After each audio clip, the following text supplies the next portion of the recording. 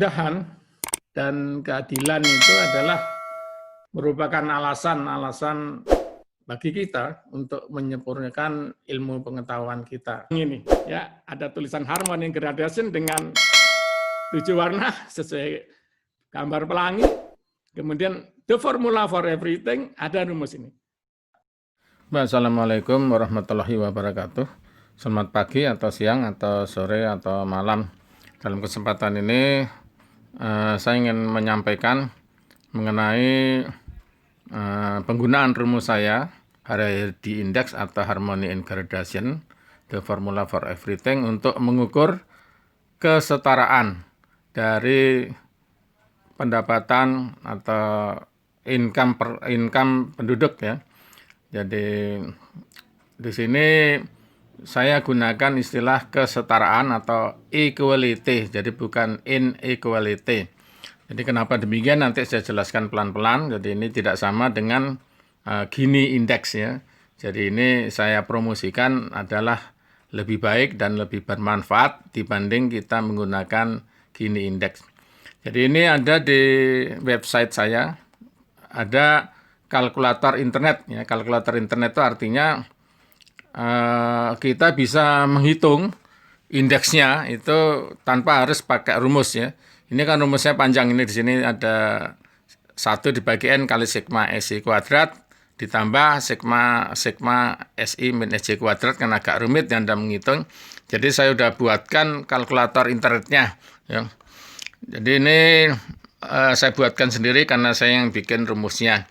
Tapi insya Allah nanti kalau suatu saat ya rumus saya sudah dipakai secara luas, maka akan banyak website lain yang akan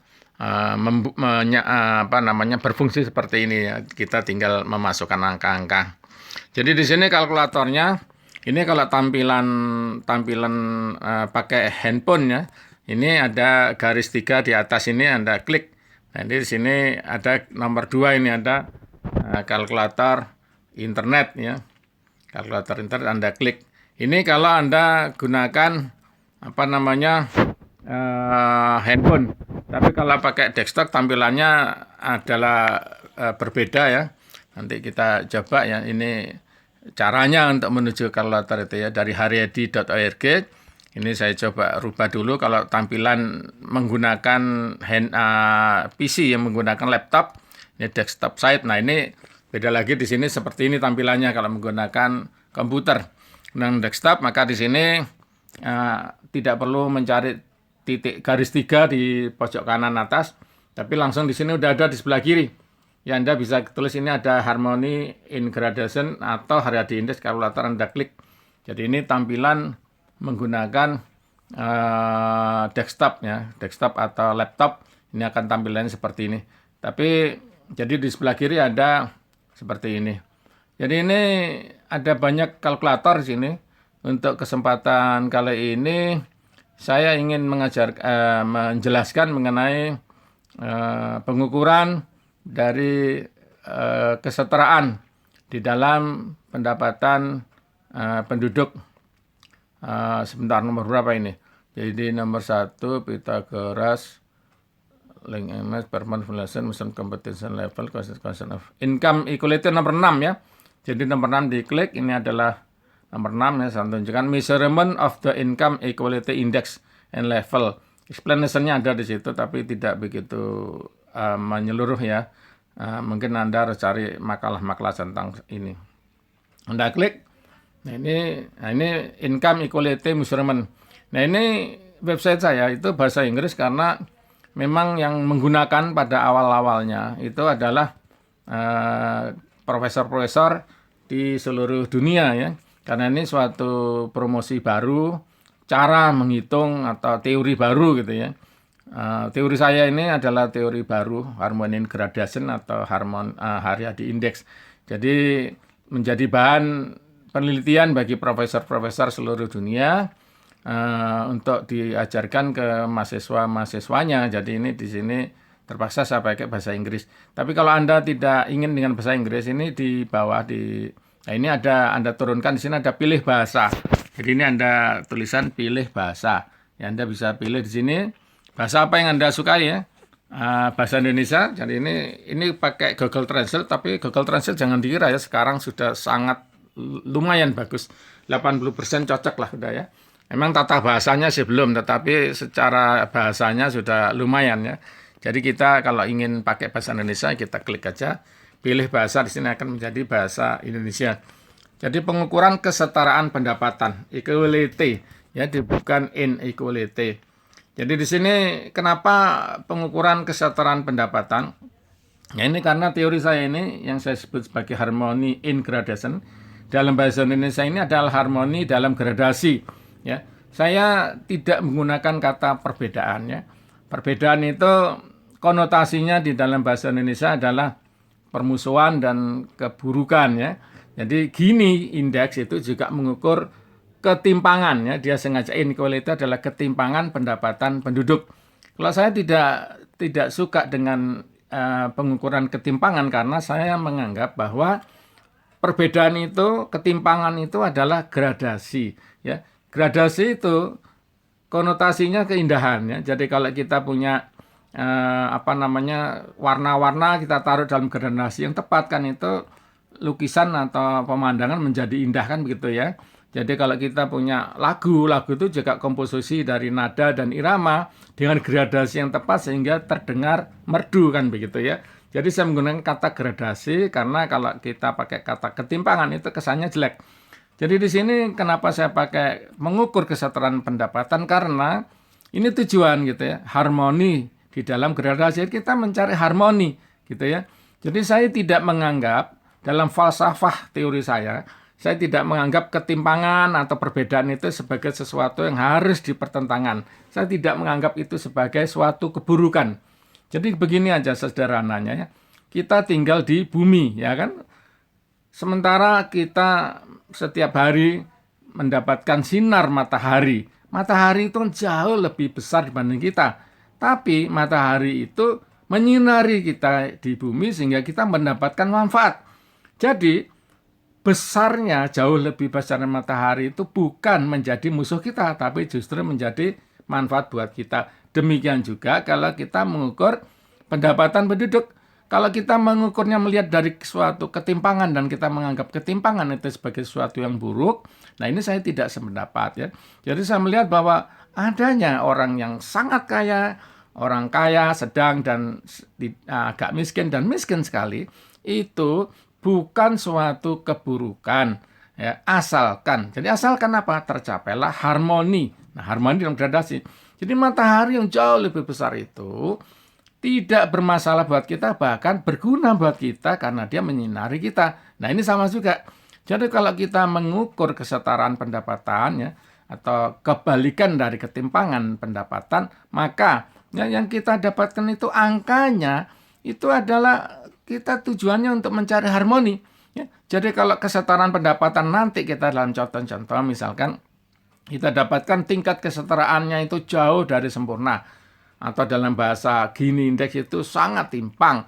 Itu artinya berarti ada orang-orang yang sangat kaya di negara kita, tetapi ada yang orang sangat miskin. Maka itu adalah suatu warning buat orang-orang yang sangat kaya dan juga buat pemerintah bahwa orang-orang sangat miskin ini jangan dibiarkan mati kelaparan. Itu fungsinya begitu.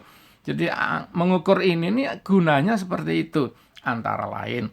Manfaat lain. Nah, manfaat lain itu kalau kita mengukur tingkat kesetaraan pendapatan ini, itu mendapatkan kesetaraan yang sangat tidak setara ya, atau ketimpangan sangat tinggi dalam bahasa orang Gini, maka dalam kebijakan pemerintah kita bisa menetapkan bahwa pendapatan orang yang tergolong miskin itu angkanya berapa setahun, berapa puluh ribu atau berapa ratus ribu yang kita anggap sebagai miskin, orang itu dikecualikan dari pajak. Nah, sekarang kan negara kita ada pajak, ada pendapatan tidak kena pajak. Angkanya gimana ngitungnya? Nah, ini kalau dengan teori saya, maka kita menghitung ini ada tujuannya. Tujuan menghitung kesetaraan pendapatan adalah ke sana untuk mencari harmoni. Jadi kita dalam gradasi itu kita mencari harmoni. Tujuan macam-macam. Tadi udah dua hal yang saya katakan ya. Kita akan mencapai bahwa tingkat kesetaraan jauh dari sempurna di negara kita, misalkan atau di negara lain, ini untuk teori digunakan untuk seluruh dunia.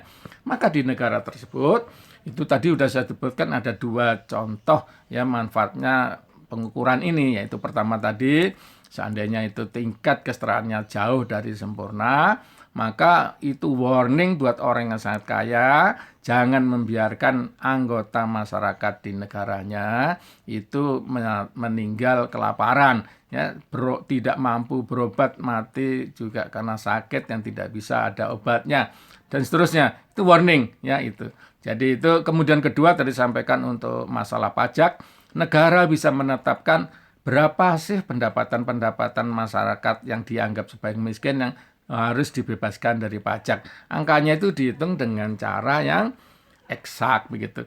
Nah, ini kita mulai dengan bagaimana ukur kesetaraan penduduk ya.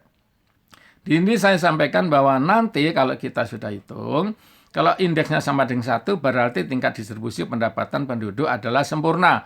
Tidak pernah tercapai ya, di sini tidak ada di dunia yang seperti ini. Tapi kita perlu angka ini ya, 1 ini. Jadi kalau sempurna itu semua penduduk itu berpendapat sama, itu tidak ada satu negara pun seperti itu ya. Nah, kalau indeks antara 0,75 sampai 0,99 tingkat distribusi penduduk adalah baik ya. Atau Anda tambahkan lagi di sini B, Anda tidak mau baik saja tapi sangat baik. Maka di situ 0,90 sampai sampai dengan 1 pendapat tingkat distribusi pendapatan adalah sangat baik. Boleh Anda tambahkan 1 lagi di situ.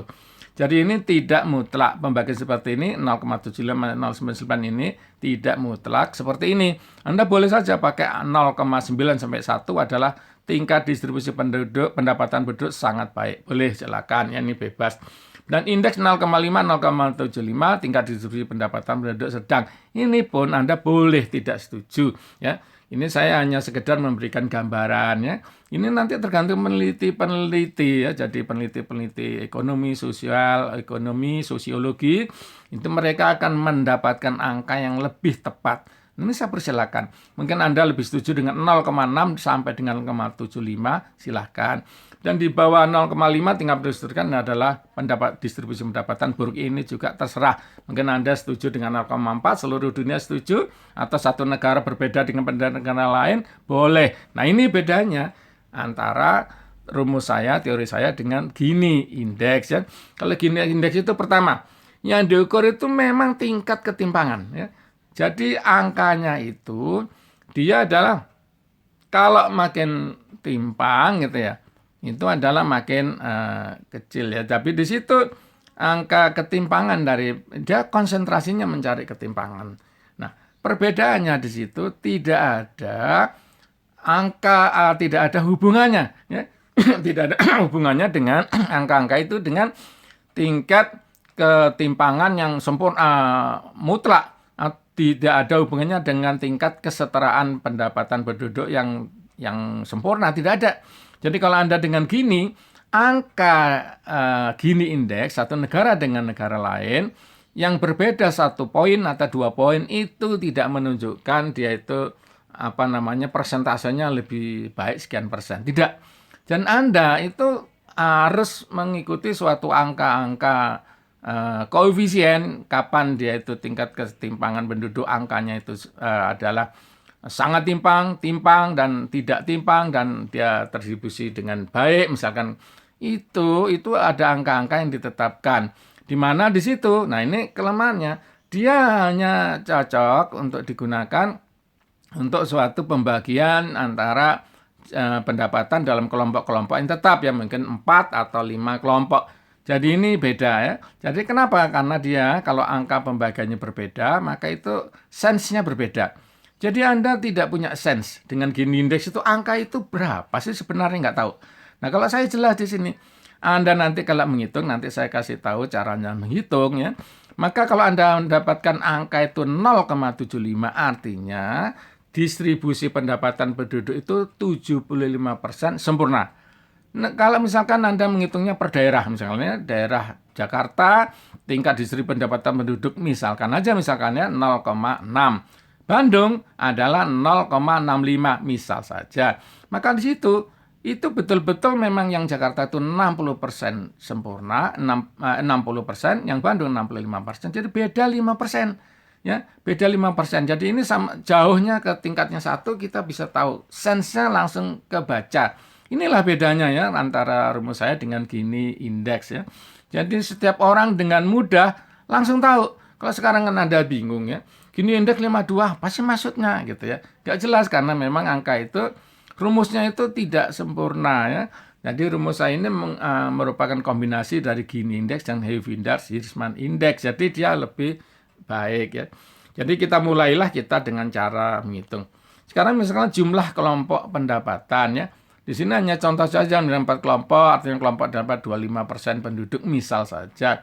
Ini misalkan Anda bagi misalkan menjadi 4, boleh Anda bagi dengan yang cara lainnya 4, maka begitu Anda ketik 4 kelompok, di sini akan tersedialah 4 kolom. Jadi tadi kalau Anda ketiknya ini, maaf ini ada muncul tulisan ini 4 ya, langsung terdiri dari 4. Jadi pendapatan kelompok 1 misalkan adalah 100 misal saja. Ini hanya contoh aja ya. Pendapatan kelompok 2 misalkan adalah 90 ya, misalkan misal aja ya. Pendapatan penduduk yang ketiga misalkan 80 ya. Yang keempat adalah 70. Maka kita hitung di sini, menghitung ya, akan didapatkan di sini ternyata indeks kesetaraan pendapatan 0,92. Artinya apa? Dengan pendapatan penduduk seperti ini, pembagian menjadi 4 kelompok, masing-masing kelompok ini satu misalkan 100. 100 ini apapun ya, Anda bisa 100 juta, 100 miliar, atau apapun ya. Jadi di sini Anda bisa menghitung totalnya ya, atau share-nya ya, boleh sama aja Anda hitung. Tapi kalau Anda yang masukkan di sini angkanya adalah share-nya, harus Anda perhatikan jumlah dari seluruh kelompok adalah 100% ya. Jadi mungkin saya sarankan lebih baik tidak hitung share-nya, tapi dalam angka dolar atau rupiahnya ya.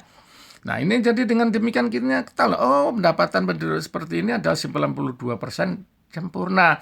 Sekarang kita lihat, coba kita bandingkan dengan angka yang lain. Ini di suatu provinsi, kita bandingkan dengan provinsi lain, atau ini suatu negara lain, kita bandingkan. Misalkan di negara lain ini katakan yang satu itu 100, yang kedua misalkan adalah 70 ya. Kemudian kelompok ketiga misalkan ini misal saja adalah 40 ya. Kemudian kelompok ke sini ya, yang paling miskin ini adalah misalkan hanya 10, kita hitung. Nah, ketemu di sini yang secara pendapatan hanya 35%. Jadi dengan tingkat pendapatan penduduk yang di sini seperti ini dibandingkan dengan contoh pertama, maka di situ kita lihat bahwa ini 34% sempurna. Yang tadi berapa? 92%. Jadi bedanya berapa persen? 92% dikurangi 35%, atau kalau dibagi 92 bagi 35, hampir 3 kali lipat lebih baik ya yang dibanding yang di sini. Jadi angka-angka ini jelas seperti ini. Dan ini contoh kalau kita membagi menjadi 4, kita boleh bagi dengan angka kelompok misalnya menjadi 5 ya. Kita go enter. Nah, maka di sini tersedialah pendapatan penduduk kelompok 1 2 3 4 5 misalnya. Kemudian di sini maka kita bisa menghitung di sini, kalau misalkan atas di sini angkanya adalah 150 misalnya aja ya. Kemudian di sini adalah 100 misalkan ya. Di sini adalah misalkan 80 ya. Kelompok pendapat keempat ini adalah 70, yang kelima misalkan adalah 50. Kita hitung di sini, menghitung. Maka di sini temukan 0,54 ya. 54% sempurna dengan situasi seperti ini. Anda boleh masukkan juga tidak 5, tidak 4, 2, boleh. Anda masukkan 2. Nah, Anda ingin bagi 2 kelompok misalnya. Ini Anda bagi 2 kelompok misalkan. Ini misalkan aja. Anda ingin tahu saya sebenarnya kelompok di suatu negara ini yang sangat timpang ini pendapatan itu terbagi 2 menjadi orang kaya dan miskin misalnya. Maka di sini Anda bisa masukkan di sini angkanya, yang miskin, yang kaya ini ternyata mengambil 100 dibanding 10 misalkan. Maka di sini menghitung kita di sini angkanya hanya 0,33. Tapi dengan cara ini Anda juga ingin tahu sebenarnya, ingin tahu sini sama-sama 100 ya. Ini hasilnya adalah sempurna 1 ya. Ini didapatkan dengan cara apa misalkan ya. Suatu negara sangat timpang ya, di negara antah berantah. Kelompok 1 itu ternyata adalah 10% penduduk terkaya. Itu angkanya dia mendapatkan angka katakan 1000 ya. 90% penduduk lainnya total pendapatannya juga 1000. Nah, ini kan baru kita tahu dengan 1 ini, oh berarti 90%, 10% penduduk sangat kaya itu mendapatkan penghasilan sebanyak 90% dari pendapatan penduduk. Sementara 90% sisanya juga mendapatkan 90%. Tapi kalau kebalikannya, itu juga bisa kita masukkan angka-angkanya. Jadi di situ kita dapatkan misalkan 10% orang paling kaya mendapatkan 1000, 90% sisanya hanya mendapatkan 100. Kita hitung di sini ya.